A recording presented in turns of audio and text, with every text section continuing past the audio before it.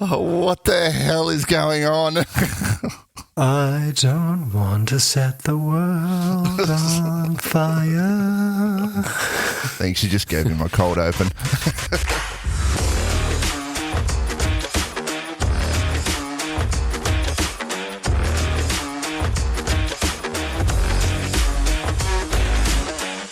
Welcome to GCP Bytes, episode number 9 for Friday, the 31st of January 2025.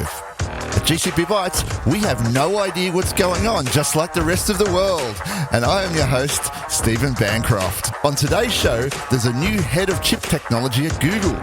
Google reveals why there are so many cloud attacks. And the AI wars goes nuclear with a new player, and it sends shockwaves and stocks take a tumble. Find out more in the AI wars. But before we get to any of that, I'd like to introduce the co-host of the show, Dave Wall. How are you going, Dave? I'm good, mate. I'm trying to pull myself together after your intro. And our very own GDE, Ian Brown. How are you, Ian? I'm good, mate. How are you? Wait, I just had to tell it like it is, because that's it was such a cracker. It had Dave and I both in stitches. Yeah. It's nice when like a whole load of super interesting stuff comes out like the day before the podcast recording, right? Oh, just boy. throw out what we were planning. Yeah, we had all this stuff planned. Certain, it all. you know, yeah. Oh, well, some of it's interesting because it's thrown us into a spin. Imagine if you were someone that's just dropped $1 billion in investment, and then this happens. We'll get on to exactly what, but they would really be in a headspin at the moment. Oh yes, yeah. So I don't want to say too much at the moment. When we get to the conversation, we'll talk about it. But it's certainly been an interesting week in a lot of ways. But let's just quickly talk about tech adventures. What have you guys been up to in terms of tech adventures? Anything interesting? Well, nothing too much on my side. Like, sort of so busy with work, so it's mostly been kind of building and tinkering with my 3D printer farm. That's probably taking the most of my time at the moment. Always, yeah. But nothing exciting there. I think the last part of my laser cutter might arrive today. Aramax has got it, so it might arrive today, and so that's going to be my fun for the weekend. Now that's exciting. Yeah. That's laser cutter, and then my young fella has decided that. And he's always known that he wants to get into agriculture of some description, whether it's grazing or agriculture proper farming or hydroponics, or some sort of farming. Not that sort. No. And we were talking the other day. We went round to friends' places, and we were talking, and they were talking about that one of their mates has just dropped like $35,000 on this robotic weeder that has a micro spray that comes down and sprays the weed with poison and moves on. Oh, cool. And I was like, that's cool, but wouldn't it be simpler to do it with a laser? Because a laser would kill the weed instantly. Zap it. You wouldn't have to worry about like the poison taking effect and then overspray the poison on potentially the crop. Oh, I know. I've seen like the council guys here using both like flame weeders and steam. They have like a steam one, which I think that's pretty cool. And there's a big sign on the side of the truck because I guess people get concerned like, oh, what are you spraying? And it's like, it's just steam, guys. Like, it's just, don't worry, it's literally water. Just boiling water. Yeah, but it wouldn't be a stretch to put that on some sort of jig that just rolls along with a camera. And then have a model on there to identify the weed, and then it just aims the laser and that's right. And so Raspberry Raspberry Pis have actually got an AI module now. And Maddie was like, "Oh, so can we just sort of start building something like this?" And I'm like, "We can look at it. Like, there's no reason why we can't. Of course not. Yeah." So that's going to be my tech adventure for like probably the next year, or until he gets bored with it in 6 weeks' time and decides he doesn't want to do it anymore.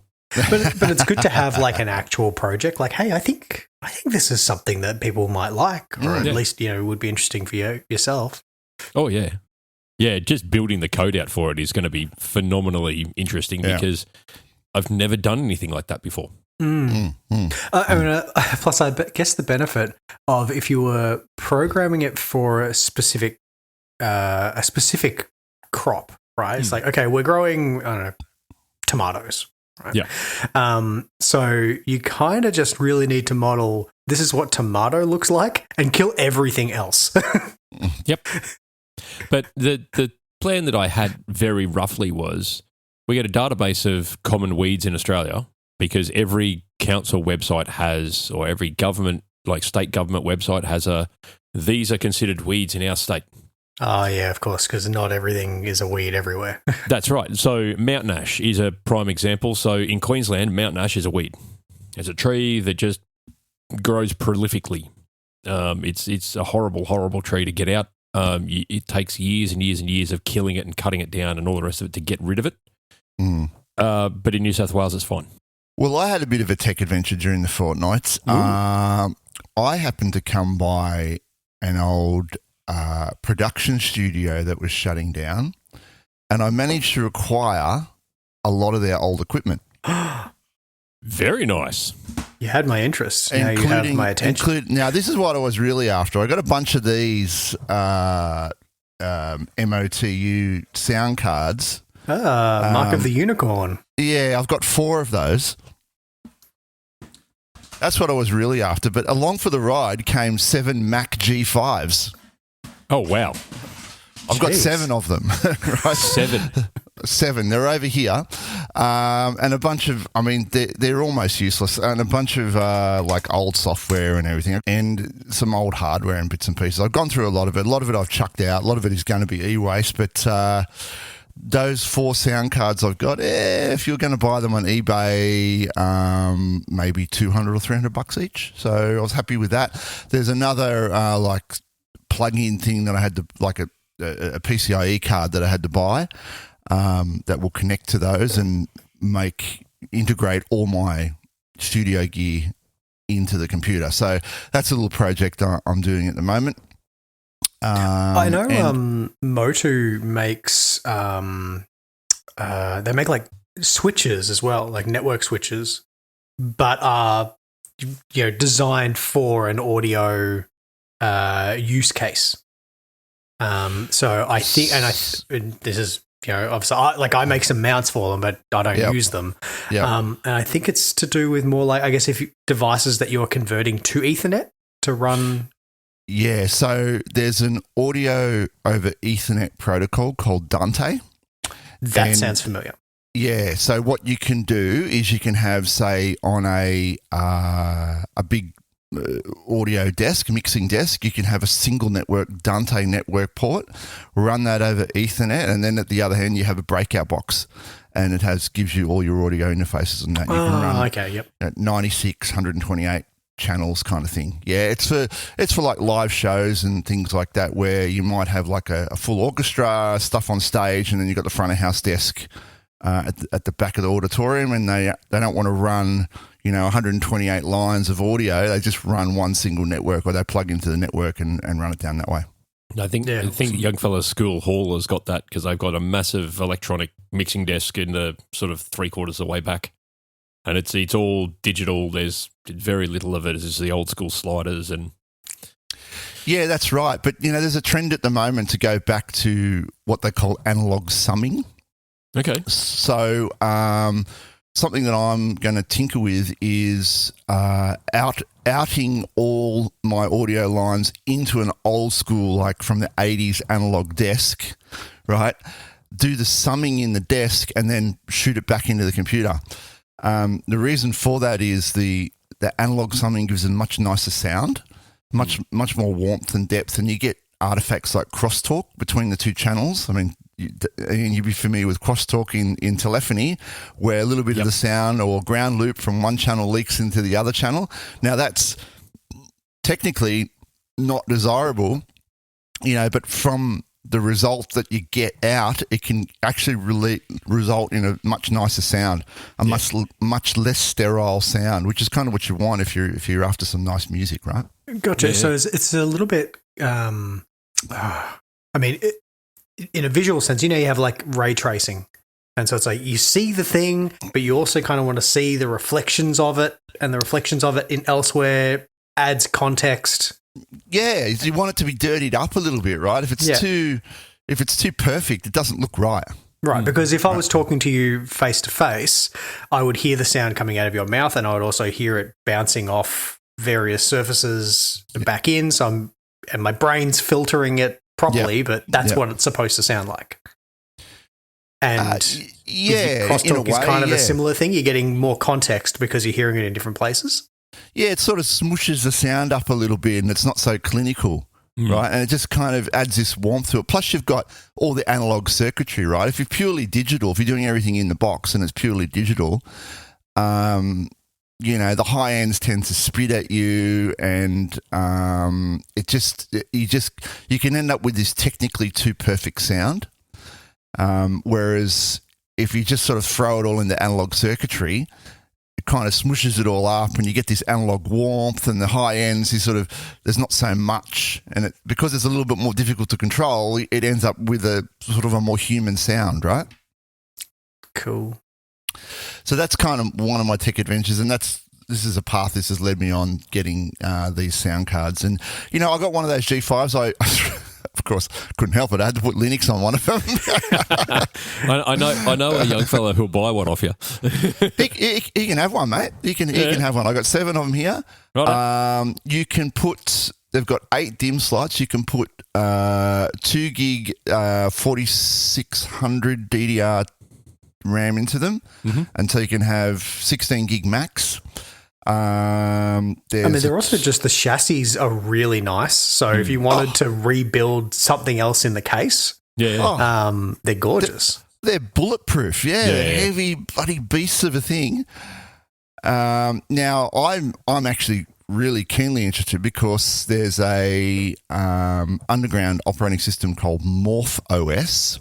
Ooh. And so Morph OS is a PowerPC operating system designed and intended to look like the old Amiga OS from the 80s and 90s. It can run through some shims classic Amiga software. Yeah, nice.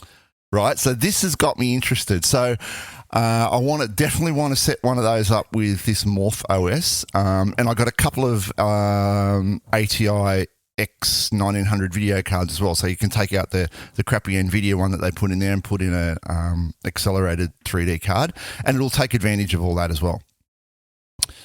So that'll be another. That's going to be quite the adventure. That'll be pretty cool. Yeah, I did manage to get Linux onto one of them, so I know how to use my Open Boot and to boot off flash drives and all this stuff. So I'm into that now.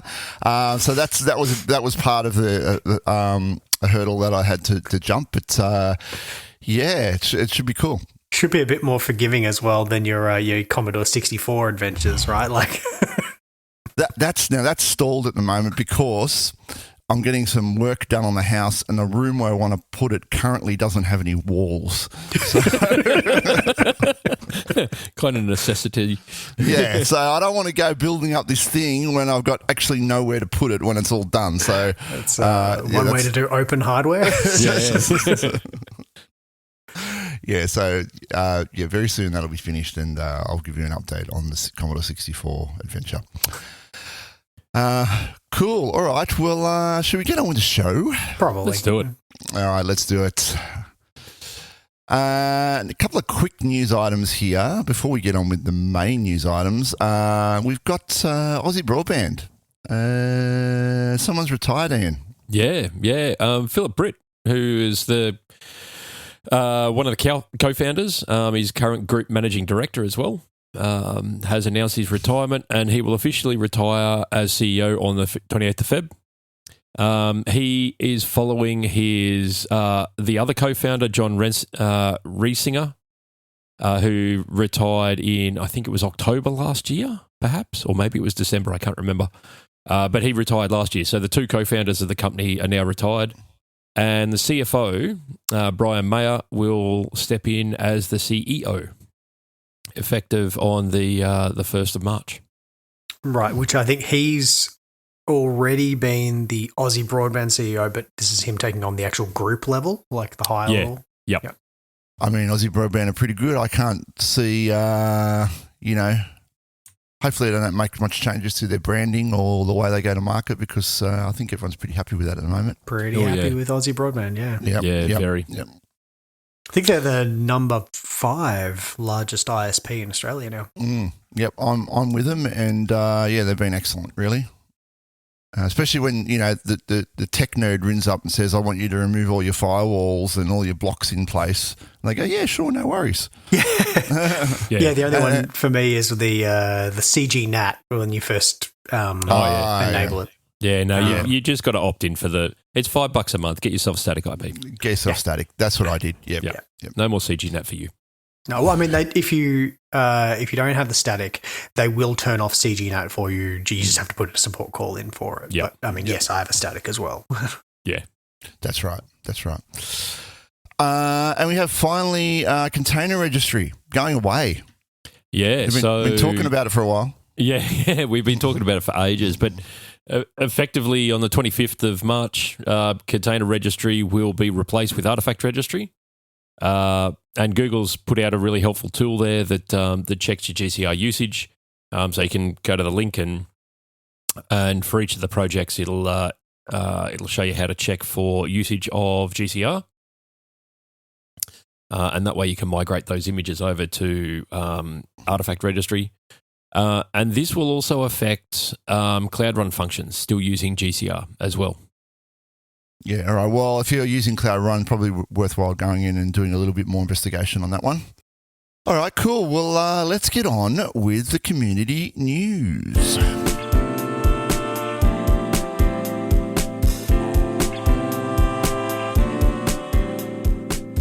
And Ian, once again, you being our stand-in, well, not stand-in, being the GDE. He's a stand-up. Stand-up GDE, representing. You threw a couple of these in here. What have we got? Cool. So GDG Sydney is doing a meetup. That's going to be at the Metal Group headquarters in Sydney.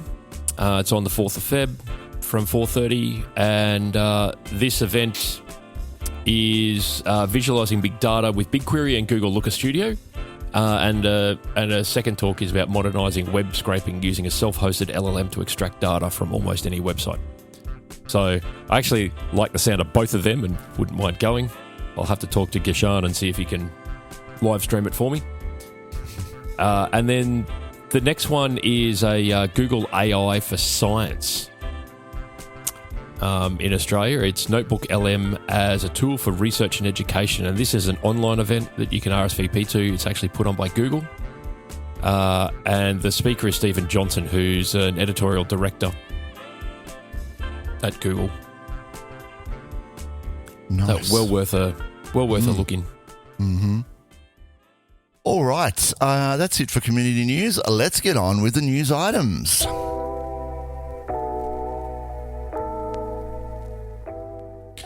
And first news item for this week is Microsoft VP of Silicon Engineering jumps to Google Cloud to head chip technology and manufacturing. We've had some moves here. Microsoft former Vice President of Silicon Manufacturing Engineering, Rian Shik, I guess, has left to join. That's right. Yeah. Has left to join rival cloud to Google Cloud to become one of the company's leading silicon chip leaders. So he's got a bit of a long history, very storied history. History. Wow, 24 years stint at Intel, where he was responsible for leading silicon engineering productization. Yeah, so you can see why Microsoft picked him up. Yeah, back then. Back then, yeah. But he led the Cobalt processor engineering for Azure. So, I mean, that's a fair step. Yeah, and their AI accelerator, Maya.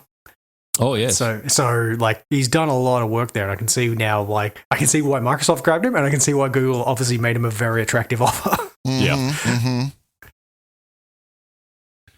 So, I mean, Google's own chip development's been doing wonderful things over the last couple of years, as we've well covered on the show. So I'm sure he's going into very fertile ground.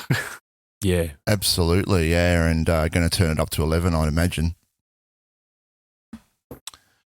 Well, best of luck to him, and can't wait to see what comes out of Google's chip manufacturing as a result. A bit more Australian IT news. NBN Co.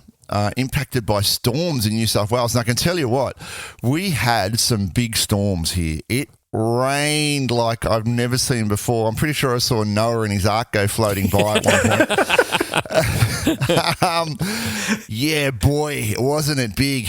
Yeah, there was definitely some big storms down there. But the article was stating as of January 19th, they're talking about 36,500 homes were still impacted with network disruptions, which is 4 days after the weather sort of disappeared. Interestingly, all the links there on about Telstra's outage finder and the Essential Energy Networks outages, they're all dead links now.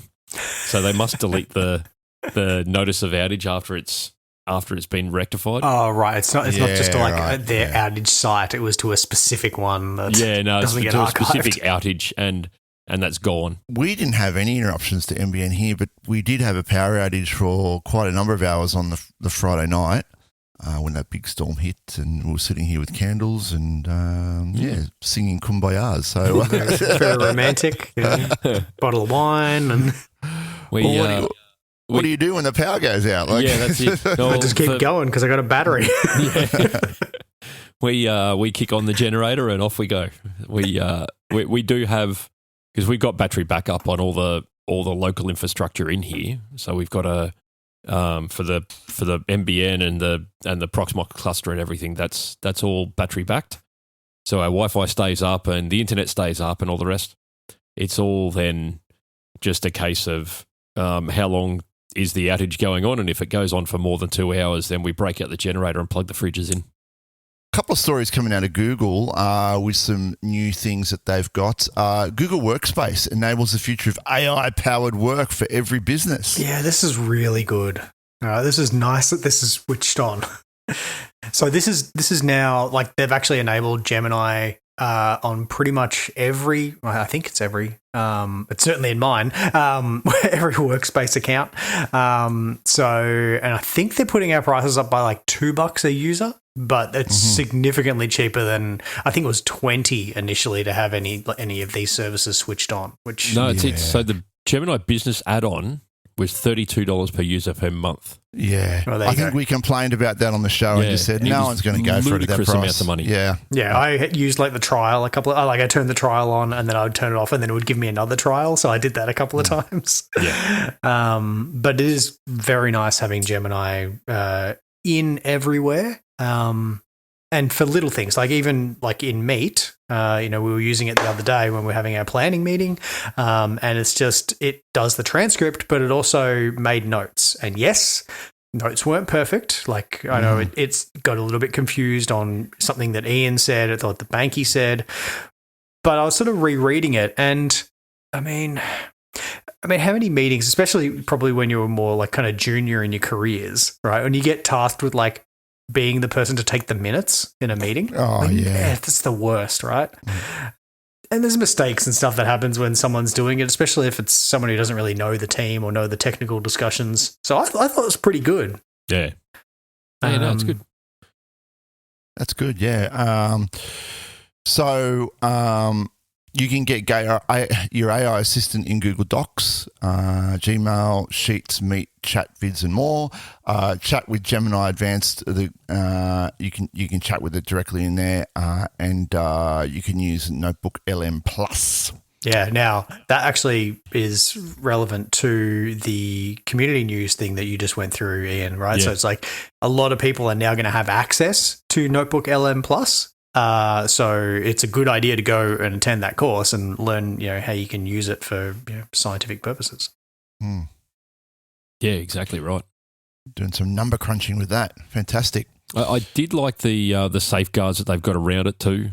So further down in the article that they're talking about is how they're safeguarding the interactions with AI. So the old your data is your data thing. We're not going to take your data and use it to train the model outside of your domain without your permission. And and they don't sell it for ads or anything like that. And then the enterprise grade controls they've got around it, so it protects all your sensitive data, and then it's also ISO 27001 and SOC 1, 2, and 3 and ISO 42001 compliant. Yeah, so it's real good. I mean, and this is the reason why we kind of pay for some Google services, right? You get the free ones, and yeah, they can use that data. But if you're an enterprise or a business customer, like, yeah, they know how to keep that separate. Yeah, that's right. So yeah, very, very happy that that's there now. The only thing that I would like would be if I could pull my YouTube Premium into my Workspace account. That'd be the only major thing that I want left now. Yeah, I do like my YouTube Premium. Yeah, I've avoided it, but anyway. All right, and moving on. Next one: cloud migrations made easy. A guide to migrating from AWS to Google Cloud. Who put this in here? This Ian? was me. Yeah, this is Inframod. So this is right up. Well, it's right up all of our alleys because we're all Inframod guys. But this is right up my alley because I've done this before, and we all know AWS is garbage, legacy cloud and all that. But what Google's done is they put together a whole heap of articles on how to migrate from various different AWS services. And we all know that there's a bazillion of them into the relevant Google service. So, for instance, they've got EC2 to Compute Engine and VMware VMs to GCVE, which we know and love, and Amazon's EKS into GKE. The one that I sort of picked out of this one because I'm looking at the moment is AWS Lambda to Cloud Run. That's the one that caught my attention too. Yeah, so it's not a tool to do this. It's a process. And they've literally documented out the entire process that you need to follow in order to migrate your AWS Lambda function or container into Cloud Run. This is perfect. Like if you're your DevOps guy and you've got to write some sort of change plan to do these migrations, this is your one-stop shop for the whole thing. Yeah. Yeah. It's the whole thing is there. It walks you through step by step what needs to happen at a high level, so that you can just make sure that the destination is ready to go and just swap it over. Love it. Yeah, I think it's a fantastic doc by Google. Yeah, it's a really nice collection, especially when you start talking like Lambda or like Redshift to BigQuery. When you're shifting from not just kind of simple things like a VM or a compute engine sort of instance, right, to actual services that are similar but not open standards. There's a paradigm. Yeah. There's a paradigm difference. Yeah. So for instance, with the Lambda stuff, and this was the one that really caught my attention on how detailed this doc is. So they've got a table in the doc around designing the migration, and it lists the AWS Lambda features and then the Cloud Run features in a column, and it shows you there that like rightio, you want to migrate. For instance, an asynchronous invocation out of AWS Lambda, that becomes a cloud task. And you want scheduled invocation, that's Cloud Scheduler. If it uses Amazon SQS or SNS integration, then that's PubSub. So it gives you all of those, hey, this needs to use XYZ features, they map to this service. Go check it out. I'll put the link there in the show notes. It's a blog article, but inside the blog article, there's links off to all the individual tech instructions to do your transpositions. All right, on to a couple of security items. We have the Google Cloud. Google report reveals rising cloud data security threats. Now, this is interesting. Google Security has published its H1 2025 Threat Horizons report, identifying escalating threats in cloud environments. posed by threat actors. Now, they tend to do this, what, is it every quarter or every year? I forget now. Every half year. Every half year. This is H1. Yeah, H1. But yes, ransomware and data threats in the cloud are not new, but what they have identified is that a large number of the attacks come from hybrid environments. Google Cloud Research has also identified that the exploitation of user identities in hybrid environments is resulting in persistent access and lateral movements between on-prem and cloud environments. You know what? That doesn't come as a surprise. Not at all. Yeah. You think about it. You've got these hybrid environments where you have Google on one side with a zero trust environment, and then this old hybrid environment with, who knows what used for authentication. Everybody's trusted from everywhere to everywhere. Because you've had 20 different half-run projects over the years to modernize your firewalls and securities, and then people got bored of that project and moved on. And then guess what? You put a VPN between the two that just opens the two up. So it's not surprised that it's happening from on-prem. I know at work we've got issues with that. We've got Palo Alto firewalls in our data center, and we're trying desperately to get out of our data center. It's happening, but it's a slow process, as is the case with all big platforms. But I know I was horrified when I first came on board that there was rules that allowed any between the staging and production. And I'm like, no, that's not. That's you don't do that. That's bad. Bad juju. Yeah, but it makes it easier to run. Then we don't want any blockers. You're slowing us down. There's lots of people that don't like us agility. because our cloud firewalls are already monstrous because the default rule is deny everything, and of course, and dev, staging, and prod are all separate networks, separate VPCs that are not connected at all. They have separate connections back to the data center. This is the way. And so when you get groups at work go, we just need dev to talk to prod. No, I'm sorry. It can't happen. The biggest thing that I find in those legacy style firewalls is the decommissioning, right? People pull boxes out and that's it, the app shut down, but they never go back and, fix up the infrastructure. They never pull the rules out. Yep. That's the number one thing. The rules just stay there, and it ends up being this huge thing, and no one knows what any of the stuff's doing. Yep. Yeah, and then you'll migrate systems, and you go, we better move all the rules across. No. and it's because the reason for that is because when you shut down the system initially, you go, rightio, the system's getting shut down, and in a month's time, I'm going to delete the VM, and then I'll delete all the rules at the same time. And then doesn't happen.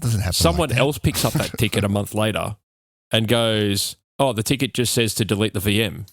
So I've deleted the VM and hasn't thought about it and gone, hang on, I probably need to look at if the rules are still in place in the firewall. It's like, no, that's another guy's problem. Well, they don't know somebody else what the rules were, right?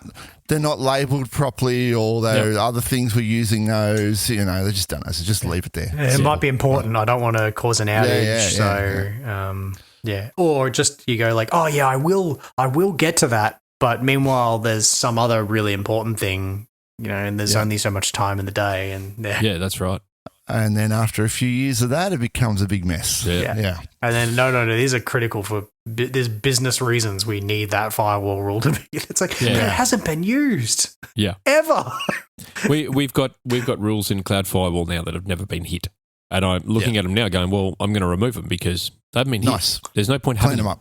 Clean them up, reset the hit counters, and then after 2 weeks, if it hasn't been hit, it can go. Yep. And then if it hasn't been used in 2 weeks, well, we can deal with the fallout of that particular problem. There's worse than that. There's rules that I think should have been hit but haven't, which means that there's another rule in there that is taking precedence. There's an allow that's higher up. That I need to squash because that will likely rule. Yeah, it will likely be allowing more access because. There's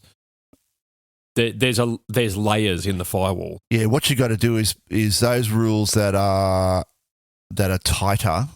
You push them up in the processing order, And then the idea is eventually the really permissive rules should get to 0 in their hits. Yeah. And then you can remove the permissive rules.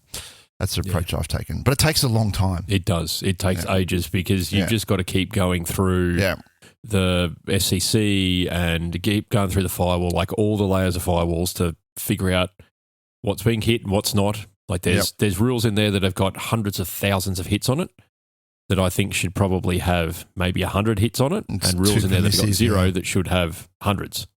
Yeah, far too permissive if you've got that many that quickly. And of course, the other vector for attacks is weak credentials, and particularly weak credentials on cloud databases. The next security story, we'll talk about weak credentials as well. But welcome one and password are not acceptable passwords on your database. No. It's okay because I used an @ instead of an A, and I used two 5s instead of the S's. Wrote it in elite. Okay, fine. No, but my question here is, if you're using a cloud database, like let's say you're using Cloud SQL, why are you using passwords to start with? It supports token authentication. Because that's the way we've always done it, Ian. And that's the way we'll continue to do it. I couldn't make it work first time, so I just set a password and then it worked. So great. Project complete. Yep. Yep. This is it. How to undo all the security that we put into the environment in one easy step. Open the database up to the world. And then to make it really easy, I put the credential in the Git repository. Oh, yeah. So that was good. So everyone could, it was very helpful. Yeah. Very helpful for everyone. And then to follow on from that, another article from Cyber Security Dive, Google Cloud links poor credentials to nearly half of all cloud-based attacks. The TLDR are cloud service accounts with weak or non-existent credentials were the most common entry points for attackers in the second half of 2024. Attacks involving weak or no credential accounts for nearly half of the intrusions. Misconfigurations in cloud services were the second most common, so, public buckets, things like that. Most common initial access vectors, representing more than 1 in 3 attacks. So this comes back to basic security again, like super, super basic levels of security in that, okay, Google gives you a level of security command center for free in every project that you have. Use it. Because it will tell you if you've got an open firewall rule. It'll tell you if you've got a misconfigured account. It will tell you all of that information for nothing. It's money for jam. Yep. And I tell you what, I did a project, an audit recently for one of our clients, and it was as simple as that. Yep. A big component of it was going into SCC, seeing what was there, and then transcribing that into a document that the customer could consume. And they went, great, if we do that. And I said to them, if you do these steps, you will be infinitely more secure. Yep. So that's one side of it. But then when you have to because everybody has a public service of some description in Google Cloud, if you are letting something in from the internet through a firewall rule that allows or allows 0/0 on whatever ports into a specific GCE instance or a Cloud Run or a GKE cluster or whatever, then don't put your database on the same machine, because if the machine gets compromised, everything's compromised. It's super basic. A tiered architecture. We've had this since the 90s, right? Yeah. This idea. It's a marvelous idea. It's been around for decades, and yet we still don't follow it because it's cheaper and easier to put it all on one box. Yeah, because I can use a SQLite database. It's so quick. Yeah. No one ever. Look, it honestly, the fundamentals training for all cloud providers, and I've done all of them. I think the fundamentals training needs to be far more in depth on this is the security that you need to attain in order to be reasonably secure in the cloud or anywhere, really, because this is not new to the cloud. This is just easier to do in the cloud.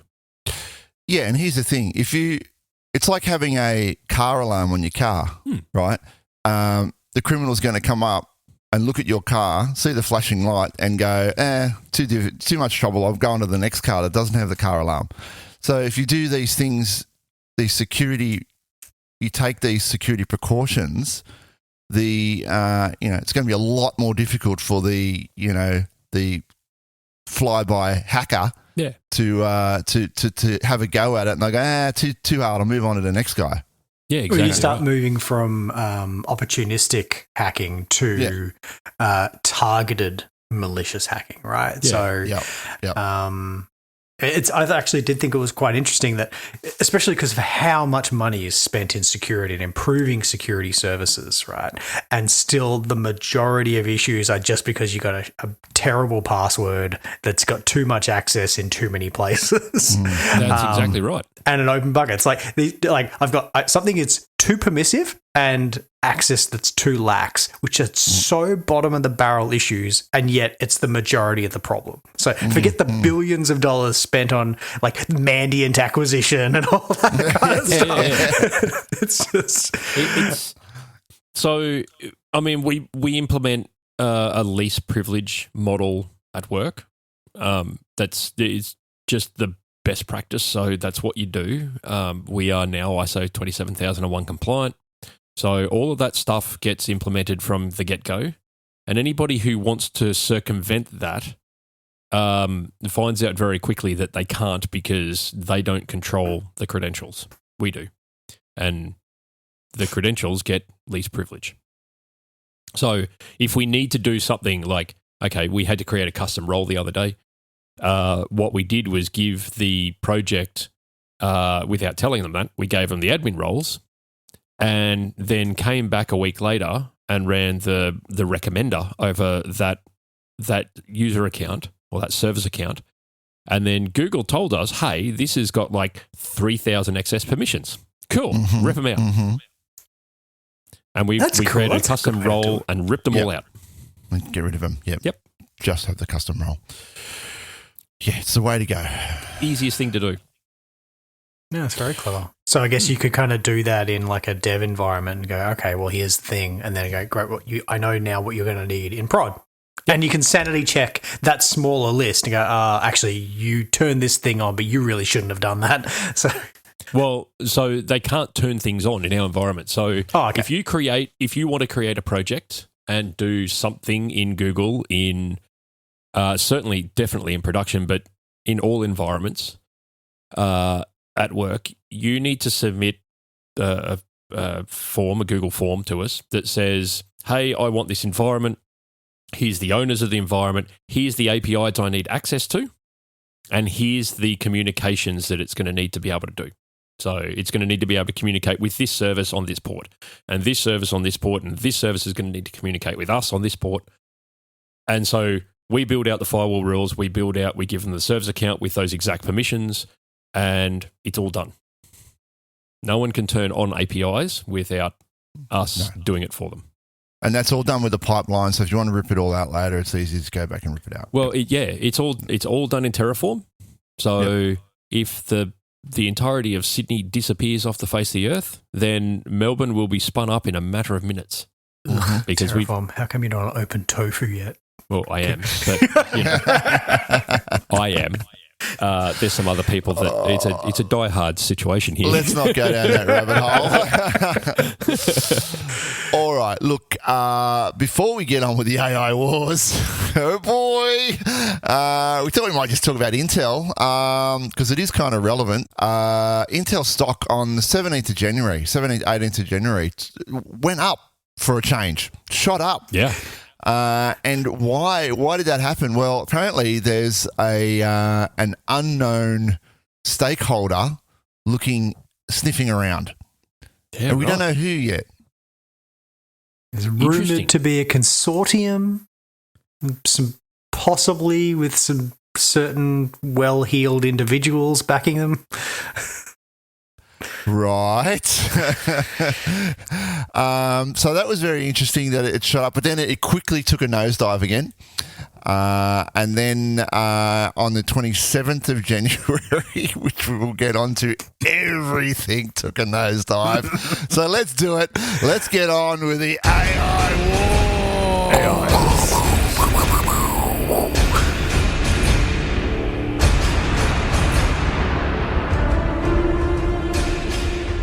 Oh boy, and we've got to talk about it straight off the top. What the hell is going on with DeepSeek? The world has gone crazy. Everything's gone nuclear. DeepSeek is just taking a chunk out of everyone. Yeah, this time last week, never heard of DeepSeek before. No. DeepSeek. Like, didn't exist as far as anyone was aware, and then all of a sudden this thing comes in, drops the bombshell that, hey, we've got this model that competes with OpenAI's ChatGPT-4. We trained it for $5 million. Yeah, and it only cost us $6 million to build. Let's just bring everyone up to date in case you've been in Mars in a cave Living with your under a fingers in rock. your ears and you've been living under a rock. A Chinese company has released a new AI model called DeepSeek. It's an app. You can go on your phone right now and download it. And they've trained, I thought I had the numbers on it here. They've trained a 60 billion parameter model. 671 billion parameters. 170, right. Yep. And they trained it for $5 million or something, something stupid, some stupid small amount of money. Yeah, they did that because they didn't buy all the NVIDIA chips. Like, they couldn't, right? It's a Chinese company. They wouldn't be able to buy these specific chips because of the embargoes. But they were able to, pay for the tokens to be able to run it on, I think, NVIDIA's cluster. Yeah, right. So they've done it for a fraction of the cost, and it outperforms everything at the moment. It's just knocking it for six. Of course, China doing something cheaper comes as no surprise. But as a result, on the 27th, all the tech stocks took a nosedive, including NVIDIA, which lost $593 billion in one day, which is the largest loss of any stock in history.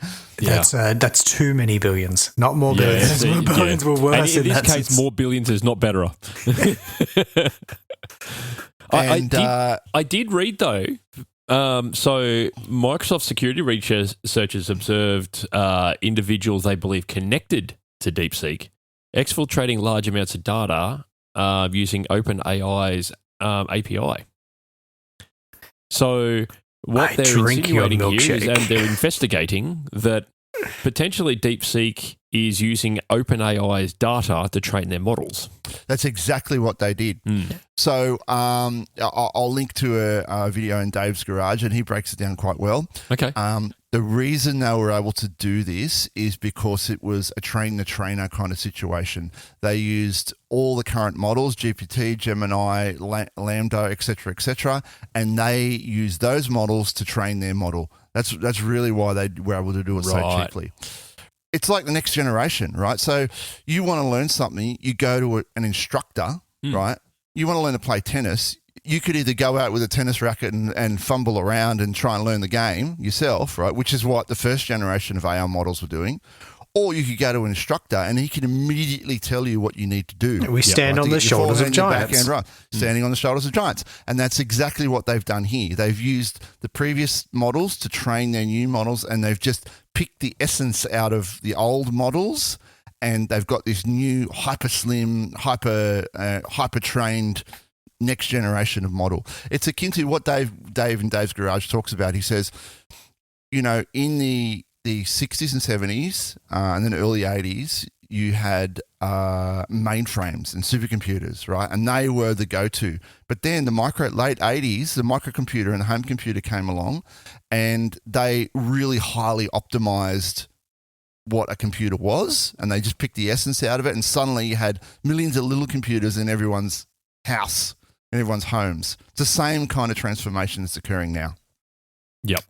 Yeah, and DeepSeek have open sourced the model, not the training data, but like the model, and in different levels. So you can run it on increasingly small machine. You can run it on a Raspberry Pi. Absolutely, yeah. Which is very cool. I did see on DeepSeek's site they've got a blog post there about DeepSeek R1 hard code round one test results, and it's like the ADA coding standard rankings. Competition begins with notable standings in the ADA coded standing. OpenAI's O1 holds the top position. DeepSeek R1 secured second place, showing significant improvement from 45 to 52%.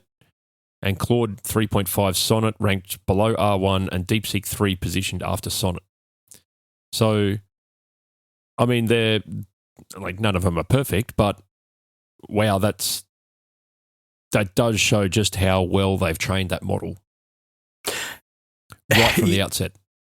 And yeah, I think, I mean, you can see, like, as you said before, banking, like, you know, there's criticism that, oh, well, they've used OpenAI's data to help train their model. It's like, yeah, but OpenAI, like, you know, has been very rightly criticized for the amount of everybody else's data that they use to train their model. So, like, oh, I'm so sorry. Like, I drink your milkshake. Drainage, my boy. Yeah, this is the thing. Like, and then another model's going to come along and use DeepSeek to train itself. You know, this. I think this is the way it's going to go forward now. Yeah, and I think yes, Nvidia's pulled back because their valuation was insane because they can't make enough chips and everybody wants them. I don't see why this, beyond just, you know, being just a bit of a market pullback, which was overheated, I don't really see why DeepSeek coming out with this model really actually impacts NVIDIA. Like, yes, it will run on smaller sets, but that just means that the hardware that is there can now be used more efficiently. You can still train bigger things. Like, NVIDIA is still going to be selling chips. It's not going to be like, okay, well, we have enough now. We've got enough tensor cores. We're good. No, you're absolutely right. They're going to still be selling chips, right. And there'll be the next generation of chips, right? Correct. So there's always going to be a need for those. So your other AI companies, your OpenAIs, etc., like, yes, I can see why they would be impacted, but NVIDIA specifically, as, you know, selling shovels to miners, right, selling pickaxes in the gold rush, like, well, people are still going to buy it no matter what model is being used.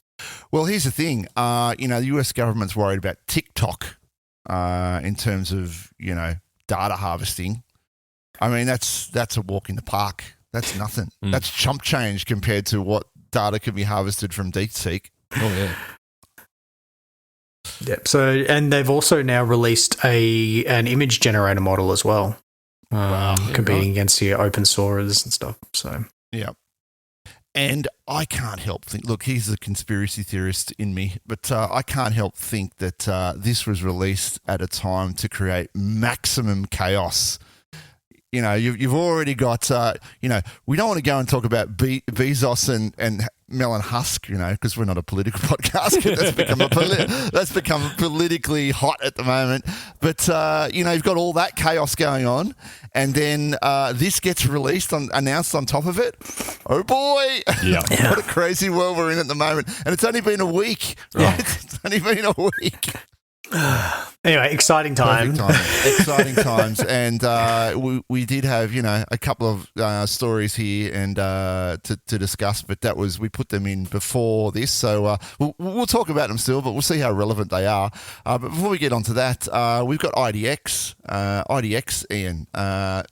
Gemini Chat is now in IDX. I'd never seen IDX before. Neither had I. You were talking, you're like, oh, yes, they've been working on this for years. I'm like, yeah, it's like, what is this? I remember an old, like, Google Cloud IDE. I don't remember hearing of IDX before. No, and you're like, IDX, it's been IDX around is for ages. fantastic. So IDX, for people who don't know, IDX is Google's fully integrated IDE on the web. Essentially, it's a version of OSS Code, which is the coding editor that you see on GitHub and the coding editor you see when you fire up Cloud Shell Editor. It's exactly the same thing, but this one's fully integrated into Google's ecosystem. It's also now got interactive chat. So it's got Gemini's interactive chat built into it. And some of the really cool things you can do is, like, you might have a project that's got a Docker file, for instance, and you can just tell the chat to build and run the Docker file. And it'll come up with a command to do it. You click the run command in terminal, and off it goes and does it.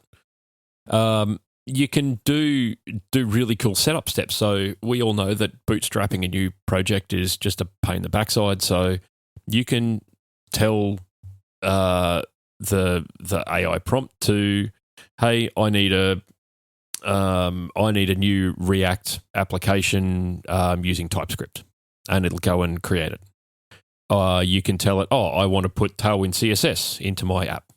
So add Tailwind CSS to the app, and it will go and do all of the steps required to add Tailwind CSS to it. It is really quite a cool tool. Project IDX is a really cool tool, but adding Gemini to it just takes it to next level. I'm just playing with this now while you're talking. This is very funky. Yeah.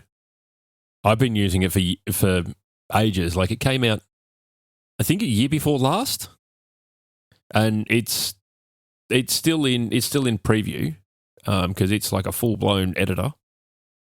But it's fantastic. I love it.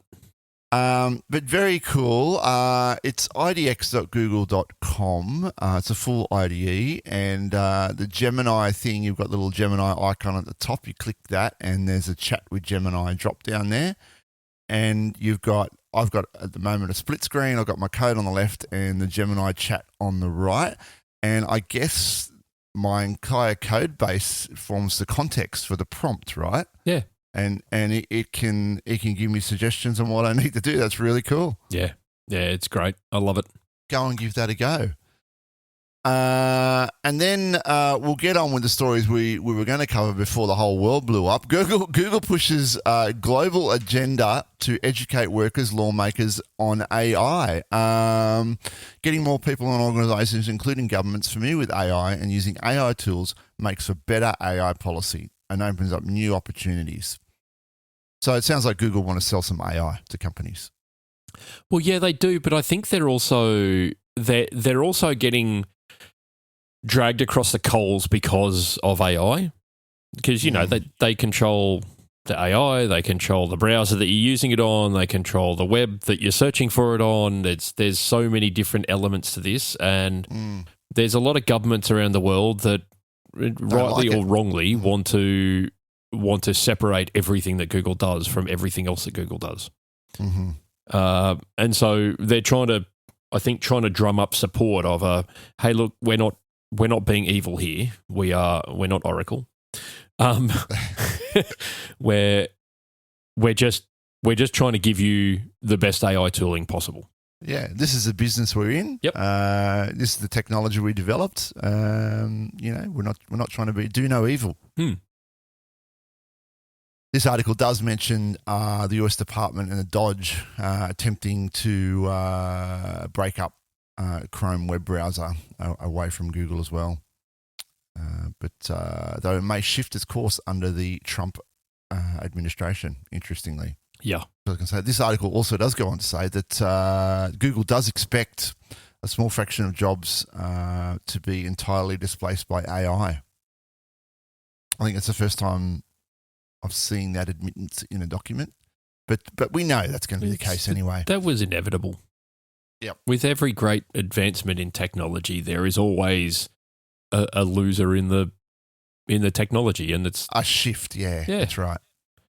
But and then the last line of this, the history of adult retraining is not particularly glorious. I found this as odd, right? Adults don't want to go back to class. No. Classroom training is not going to be the solution to a lot of retraining. You know what? For the vast maybe I'm the minority, but I don't mind relearning stuff and retraining need stuff. To learn skills. So the majority of adults, once they've done their training and they've got qualified in whatever it is that they do, the vast majority of them don't want to go back to school and learn something different because the brain doesn't like doing that. The brain is a very, I know this and I'm going to stick to this. That's why people find it so hard to give up drinking and smoking and all of the vices that humans have got. Yep, it ossifies into that situation. And just, culturally as well, a lot of people don't have a growth mindset. Knowing that you can be better, you can change. there's no reason why you can't. Like, things may be harder, and it can certainly be hard to switch back into a learning mode. But I think people can tend to do it, if they get a mindset to do a career change, that something, they're like, I'm really just tired of this career that I found myself in, and that gives them an impetus to do it because I want something different. Mm-hmm. But to then shift it into it's like, well, but you can kind of always be doing that. You can always be learning. You can always be better. And I find a lot of people don't really understand the idea that when you're outside of your comfort zone is when you're learning stuff. Because if you're in your comfort zone, you're not learning anything. No. You push the envelope. Yeah, you've got to. Yep. Otherwise, you don't learn anything new. And that's when you're improving. Yep. Yeah, you've got to try and learn something new every day, at least one thing. Yep. No, I hear you. I hear you. But, I don't think a lot of people think like that. No, they don't. Today, I learned around IDX. There you go. There you go. Might even use it. I am, actually.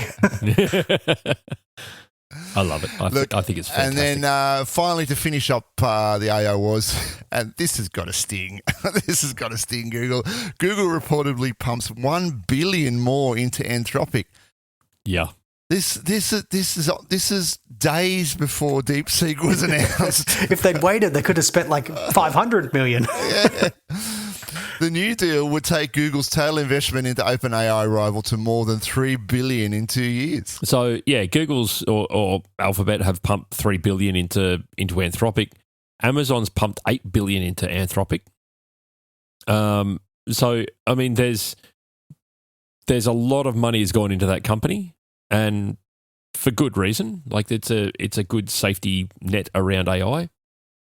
But yeah, the DeepSeek thing's got to really sting a little bit. Reading up in the into the deal, and yeah, there's still more in there. I think there's they gave them, there's cash, but there's also computing credits. Yeah, that's a lot of the investment is you will run it on Google Cloud. I see. Yeah. Yeah. And to go along with that, Amazon has also pumped $8 billion into Anthropic over the years. Starting with 1.25 initial investment in 2023, giving the e-commerce giant a minority stake in the business, and then a further 2.75 billion in March 24. Yep, another 4 billion last November. There's a lot of billions there. A lot of billions going but into. They've got a market. They've got a market valuation of I think 160 billion. Well, they did. They did. Yeah, they did. Maybe not anymore, Thanks, DeepSeek. $60 in a packet of chips. See, you don't need to own the NVIDIA chips. You can just rent them off someone else. Eh? Why buy the cow? Yeah. Well, export sanctions on chips and tech like that. You don't need to get the export, be affected by them. Just hire the chips. Yeah. All right. Well, on that note, we might finish up the show for this fortnight. It's been a wild ride, with what's happening in the US White House at the moment, and then DeepSeek being dropped right at the time to cause maximum chaos. Let's see Mission what the next achieved. fortnight brings us. Yeah. I'll continue my tech adventures and let you know how I go here with my old G5s. And Ian, we've got to get together because I got to get one of those up to you guys. Oh, yeah. Have a good week. Don't forget, you can find us on Apple Podcasts, Spotify, and YouTube Music. Go to Apple Podcasts, write us a review. Go to YouTube, start the discussion. Always nice to chat to our listeners there. You can contact the show, contact@gcpbytes.com.au. You can find us on the web, www.gcpbytes.com.au. And today's sponsors were Hive Tech Solutions and Mantle Group. Well, that's about it from me. Anything else from you guys? Nah, mate, I'm all done. Have a great I've talked enough. Right on time, too. We'll see you guys next fortnight. Bye. Bye.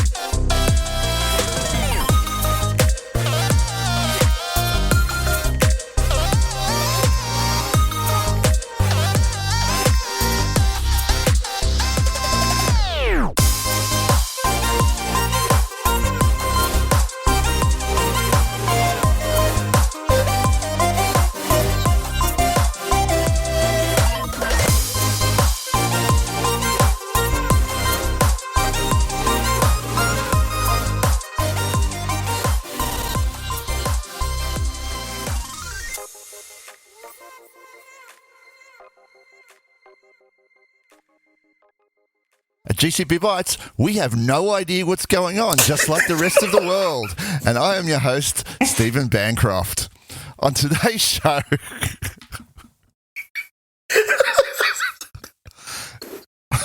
Oh, that's a good crack. That's good. Will that work? Will that work? I like that. I fucking